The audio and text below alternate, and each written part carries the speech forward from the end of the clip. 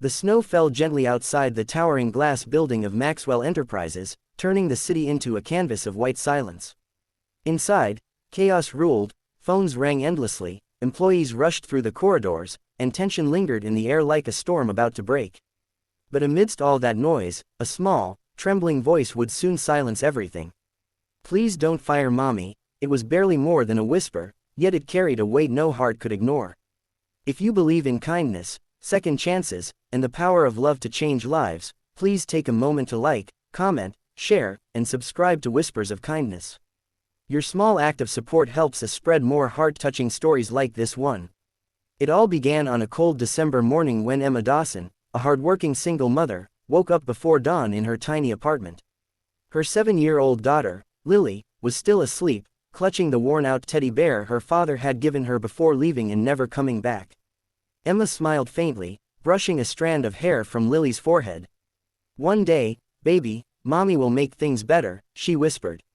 Then she put on her old coat, grabbed her coffee-stained bag, and prepared for another long day at the office. Emma worked as an assistant in one of the city's biggest companies, Maxwell Enterprises, where the CEO, Daniel Maxwell, was known for being ruthless yet brilliant. Rumors said he hadn't smiled in years, not since the tragic accident that took his wife 3 Christmases ago. He was a single dad himself, raising his son Ethan, but buried under work to escape the grief that still haunted him. His eyes were cold, his words sharper than ice, and his employees feared him more than they respected him. Emma, however, had always believed that behind every hard man was a hidden wound. She worked quietly, never complaining, even when she was given tasks far beyond her job description. Her only motivation was to keep her job. It was the only thing keeping her and Lily from the streets. But fate has a way of testing the strongest hearts. That morning, Emma's bus broke down halfway to the city. The snow had thickened, traffic froze, and she had to walk the rest of the way. By the time she reached the office, her shoes were soaked, and her fingers were numb. Worse, she was late. It was only 10 minutes, but in Daniel Maxwell's world, 10 minutes was 10 too many. The office was silent when she arrived. Daniel was standing near the entrance, checking his watch. The coldness in his gaze made Emma's knees weaken. "You're late," he said flatly.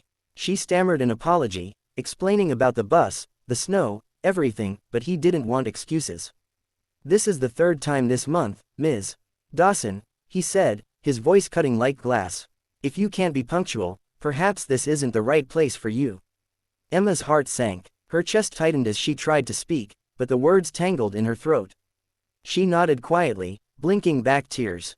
She couldn't afford to lose this job, not with rent overdue and Lily's Christmas gift still just a wish.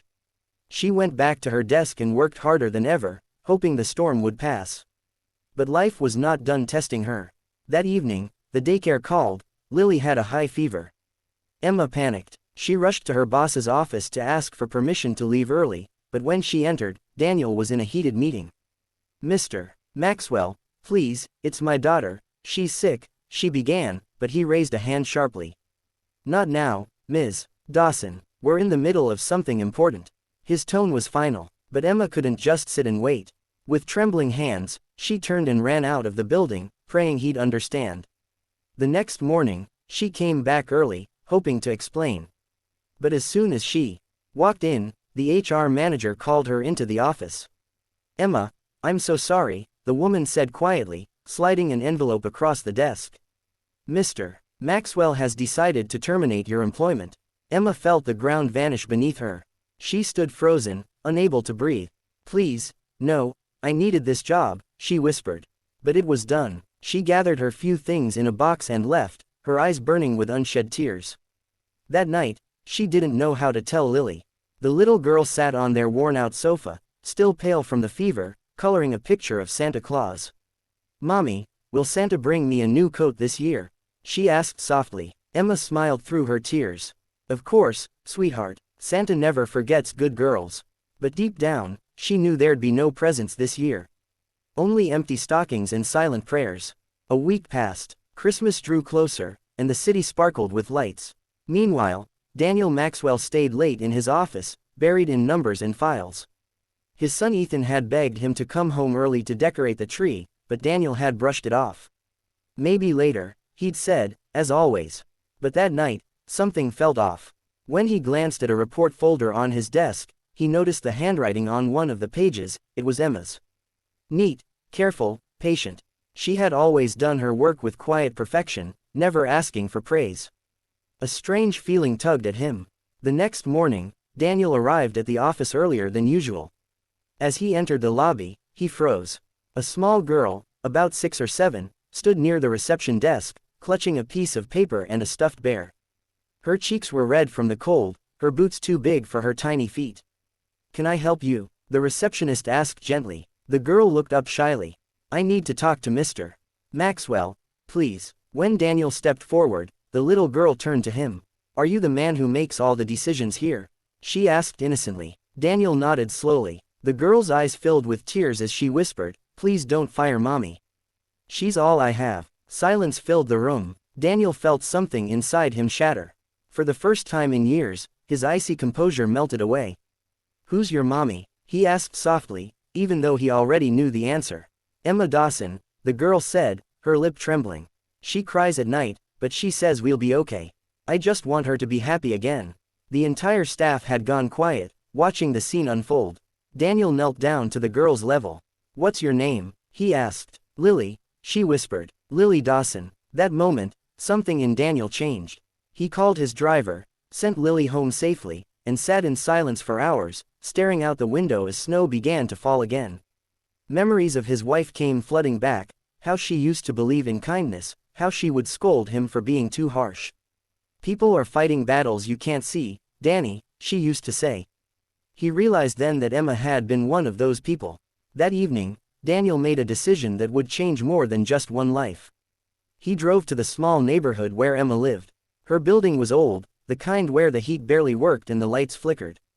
When she opened the door, she looked shocked to see him standing there, holding a gift box and a small Christmas tree. "I'm sorry," he said simply. "For everything." Emma blinked, unsure if she was dreaming. "Mr. Maxwell, I don't understand." He smiled faintly. "You were right to go to your daughter. Family should always come first. I was wrong to forget that." He offered her job back, along with a promotion and a paid leave for Christmas. But that wasn't all. He handed Lily the gift box. Inside was a new coat, just like the one she'd wished for. The little girl squealed with joy and threw her arms around Daniel's neck, and for the first time in years, he felt warmth melt the frost in his heart. From that day, things changed. Daniel began visiting Emma and Lily often, sometimes bringing his son Ethan along. The two children became inseparable, and slowly, laughter returned to Daniel's world. By the next Christmas, their once lonely homes were filled with love, laughter, and second chances. If this story touched your heart, please like, share, and subscribe to Whispers of Kindness. Every click helps us share more stories that remind the world that kindness can heal even the deepest wounds. Speech Balloon special request to comment. Tell us in the comments, do you believe that a small act of compassion can change a life forever? Your words might inspire someone's next act of kindness.